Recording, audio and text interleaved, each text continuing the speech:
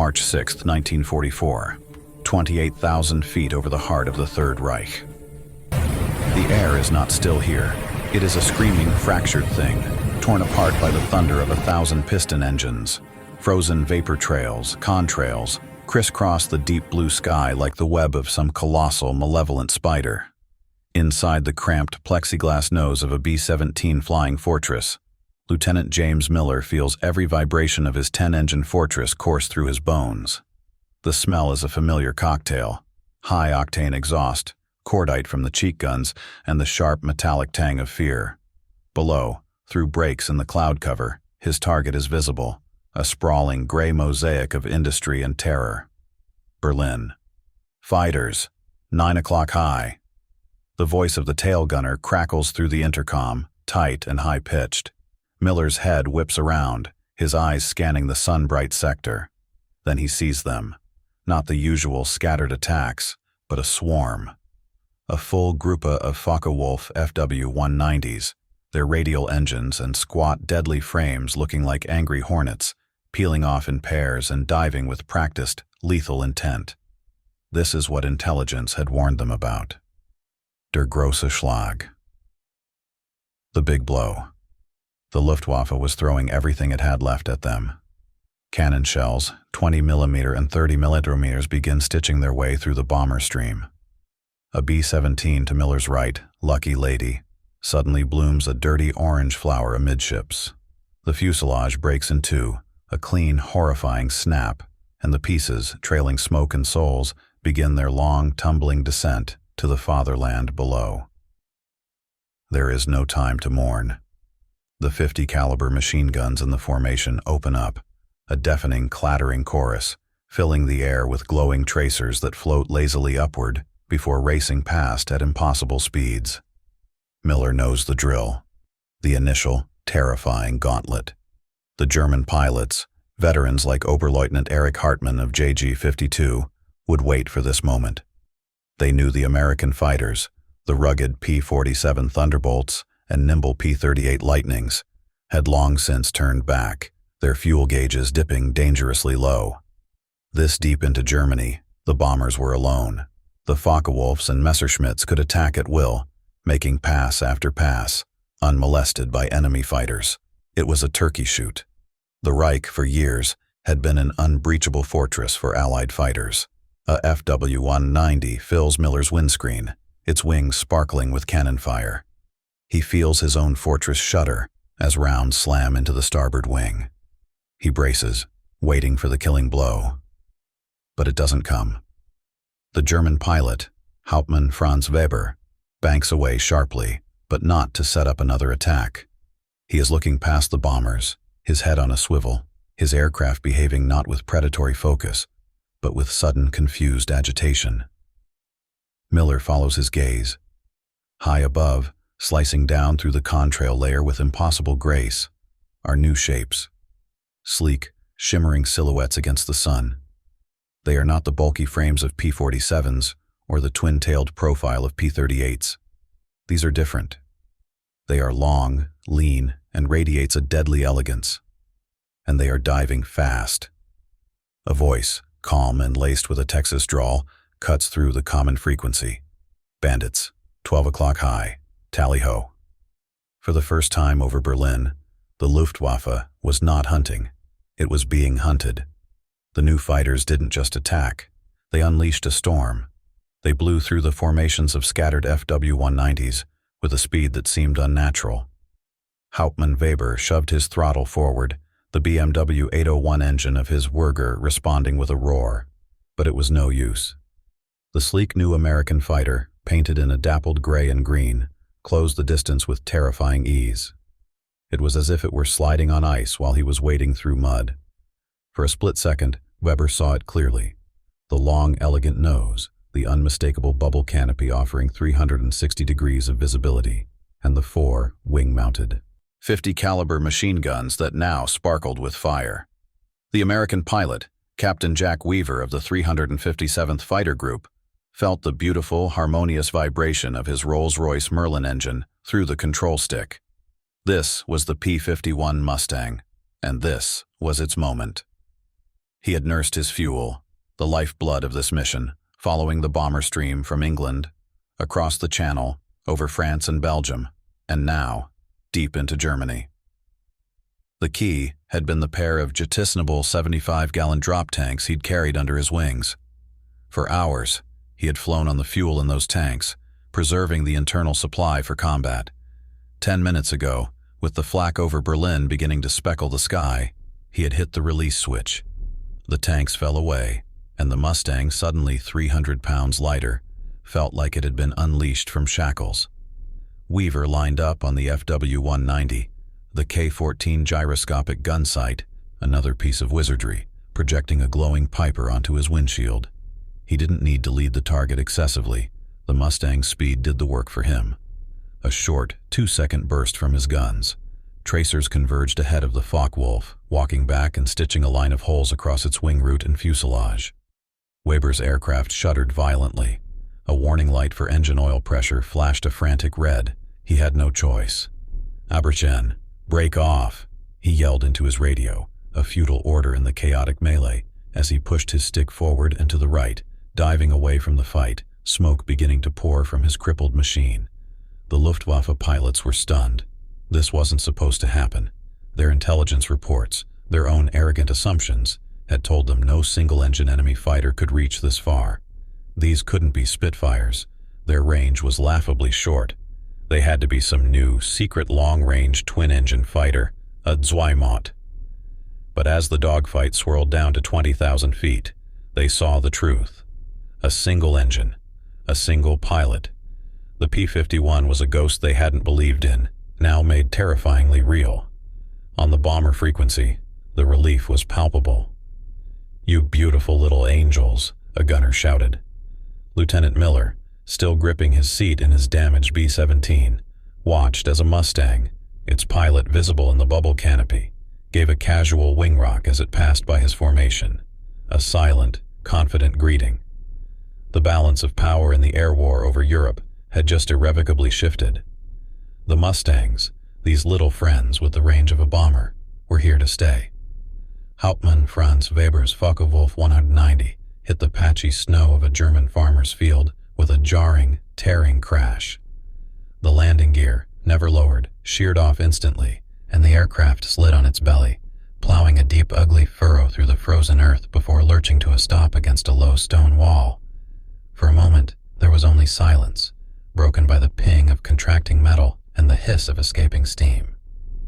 Weber unstrapped himself with trembling hands, his body aching from the impact. He shoved the cracked canopy open, the cold winter air a sharp slap in the face, and stumbled away from the wreck, the smell of gasoline and hot engine oil filling his nostrils. His mind was a whirlwind of the encounter, the speed, the agility, that damned American fighter. He looked up, scanning the sky.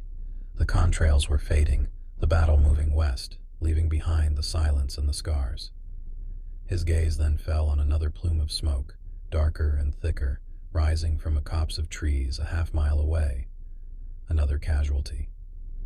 Driven by a morbid professional curiosity, he began to trudge towards it. What he found was the object of his shock and his squadron's ruin. It was a P-51 Mustang, its olive-drab paint scorched and blackened around the engine cowling where a cannon shell had found its mark. The pilot was gone, likely captured by now. Weber approached cautiously, as if the machine itself were a sleeping predator. He ran a gloved hand over the fuselage, feeling the smooth, cold aluminum. He peered into the expansive bubble canopy, noting the simplicity of the cockpit, the central stick, the modern gun sight. But it was the wing that stopped him dead. He was a pilot, an engineer by training before the war. He knew aerodynamics. He knelt, examining the leading edge. It was different, profoundly so. The wing on his FW-190 was thick, a proven, robust design that provided lift and housed heavy weaponry. This Mustang's wing, however, was something else. The point of maximum thickness was far back from the leading edge. The entire surface was sleeker, smoother, like a razor blade compared to a cleaver. This was the secret. This was why they couldn't catch it. While German engineers had been squeezing every last ounce of power from their engines, the Americans had performed a kind of black magic on the air itself. They had minimized drag, the enemy of speed and range. This was the laminar-flow wing. As air flowed over this carefully calculated shape, it stayed smooth and attached for a longer distance, creating less of the turbulent, energy-stealing drag that plagued conventional designs. It was a revelation born not in a desperate crash program, but in the quiet, methodical halls of the NACA laboratory. This wing, more than any engine, was what allowed the Mustang to fly so far, so fast, on so little fuel. It could cruise where other fighters struggled, its efficiency granting it the range to be a phantom over Berlin. Weber stood back, a cold dread settling in his stomach that had nothing to do with the winter chill. This was not just a new fighter. It was a leap in thinking, and it was flying in skies that were no longer his. The echo of the Merlin engines faded, leaving a silence over Berlin that was more profound than any the city had experienced during the raid. The air was still thick with the acrid scent of high explosives and the faint, sweet smell of burning aluminum. On the ground, Franz Weber was taken into custody by a grim-faced unit of Home Guard, but his mind was still in the sky, trapped in the dogfight with the Mustang.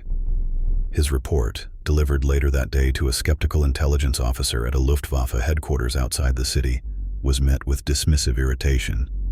A single-engine fighter with the range of a Condor? Impossible, Hauptmann. You must have been disoriented.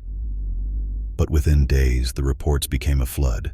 They came from all across the Reich, from the industrial heartland of the Ruhr to the synthetic oil plants at Politz. The narrative was always the same. The American bombers came, and now their little silver friends were always with them. The P-51s were not just escorting, they were hunting. They flew high above the bomber streams, these angels on the shoulders of the fortresses and liberators waiting. When the German fighters rose to intercept, the Mustangs would pounce, using their superior high-altitude performance to dive from the sun with devastating energy. The strategy of the Reichsmarschall, to destroy the Allied bomber fleets through sheer force of interceptors, was now collapsing. The Focke-Wulf 190, a brilliant low-altitude brawler, became a sluggish target above 25,000 feet. The Messerschmitt Bf 109, a veteran of the war, was stretched to its absolute limits, its short range a crippling liability. The German pilots, the experienced knights of the Jagdwaffe upon whom the defense relied, were being systematically killed. For the Americans, it was a new kind of warfare. Captain Jack Weaver, back at his base in Leiston, England, pored over mission maps that now showed a deep, bold red line stretching all the way to Berlin and back. The P-51, with its elegant laminar-flow wing and its thirst-slaked bi-drop tanks, had not just extended the range of a fighter. It had extended the reach of American strategy. The bombers could now fly deeper, hit harder, and with far greater confidence. And for the men of the 8th Air Force, like Lieutenant James Miller, the sky felt different. The terror of the flak remained, a black, blooming cancer that could kill you just as dead as any fighter. But the gnawing, existential dread of the fighter attack was gone. Looking out his window, he would see the Mustangs weaving gently, their polished aluminum skins glinting in the sun. They were no longer just escorts. They were shepherds. And for the first time since the war began, the wolves were afraid. The Mustang's impact transcended the mere mechanical mathematics of air combat. Sorties flown, bombers lost, kills claimed. It became a psychological weapon, one that gnawed at the very morale of the Luftwaffe. The home field advantage, the sanctuary of the Reich itself, had been violated. For the young replacement pilots being rushed through training, the stories from the front were no longer of easy victories against unescorted bombers, but of a sleek silver demon that waited for them at altitude. They called it the Jagdflugzeug ohne Ende, the fighter without end. On the ground, the reality was even grimmer. The strategy was now one of brutal, unsustainable attrition. Experienced Rottenführer and Schwarmführer, the backbone of the fighter force, were being lost at an alarming rate. A pilot like Oberleutnant Erich Hartmann, the Black Devil himself with over 200 victories, found his tactics nullified. His method, to stalk, get close and fire a single lethal burst, was useless against an enemy that could see him coming from miles away and dive to engage or disengage at will. The war in the East, where he had built his legend, was a hunter's war. The war in the West now was a slaughterhouse. The American pilots, emboldened by their newfound reach, grew increasingly aggressive. The Mustang groups were unleashed not just as close escorts, but as free-ranging hunters. They began train-busting, strafing locomotives and freight cars, destroying the logistical arteries of the Wehrmacht. They prowled the perimeters of German airfields, waiting to pounce on vulnerable Junkers 52 transports or Me-109s as they lined up for landing, low on fuel and ammunition.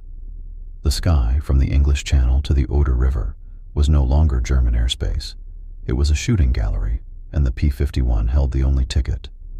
This relentless pressure, this erosion of the Luftwaffe's strength in its own backyard, culminated in a strategic victory far greater than any single air battle.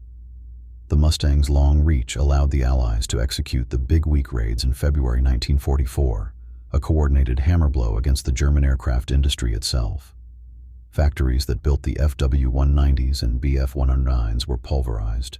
The very production line meant to replace lost fighters was now in ruins. By the time the sun rose on D-Day, June 6, 1944, the Luftwaffe was a ghost of its former self.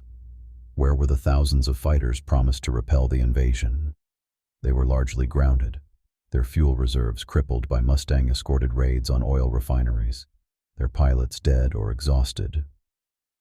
The air superiority that the P-51 had won over Berlin in March was now absolute over the beaches of Normandy. The skies belonged to the Allies.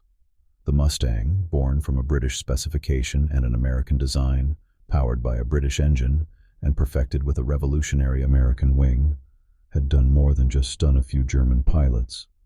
It had systematically dismantled their ability to defend the fatherland, and in doing so, had become the unforgiving scalpel that cut the heart out of the Luftwaffe.